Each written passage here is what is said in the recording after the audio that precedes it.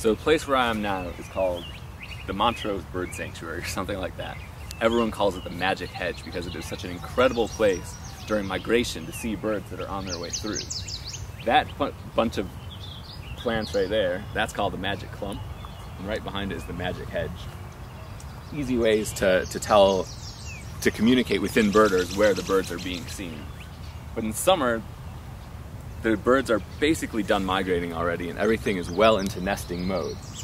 And even right here in Chicago, there's some interesting species that stay here to nest. So you've got things like really common birds like red-winged blackbirds. That was one that just sang as if on cue. We saw the robins earlier I was talking about, Baltimore orioles, willow flycatcher is one of the more interesting nesting species here. The place where I am is the most famous birding site in all of Illinois and one of the most famous in all of the Midwest. But what's really amazing about it is it is right in the shadow of downtown Chicago. But this is a really beautiful park that's been managed for bird habitat, and it's on a little point that sticks out into Lake Michigan. And a lot of birds follow the shoreline during migration and they end up right here. On a productive day in, say, mid-May or mid-September, which is when the best diversity of birds occurs here, there will be literally hundreds of birders combing the trees, combing the weedy patches, combing the beach, trying to find interesting species. And even here in June, when migration is over, in the middle of the day, or right about noon, there's still a lot of birds singing. And just while I've been standing here talking, I've heard about 5 or 6 species of birds that are sticking here to breed, including willow flycatcher, which has only been breeding here for the last few years since they've really started managing this place well. Yellow warbler, red-winged blackbirds are flying around, and of course the ubiquitous ring-billed gulls have been flying around behind me.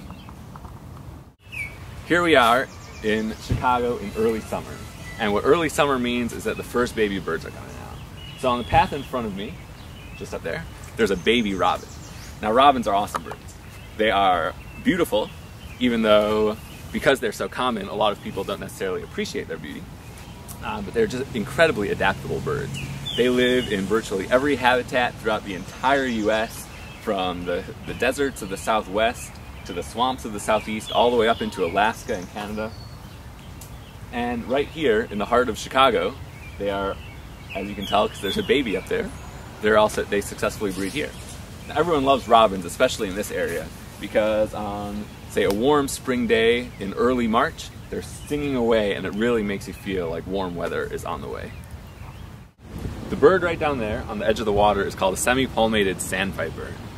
This bird is amazing. It is about the size of a sparrow, but it has flown already thousands of miles from South America and is going to fly thousands more all the way up to the Arctic Circle where it will breed.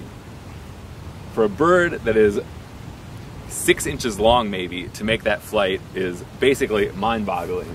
And so what it is doing right now is feeding to build up a big store of fat, which will provide it with the energy it needs to fly all the way up north.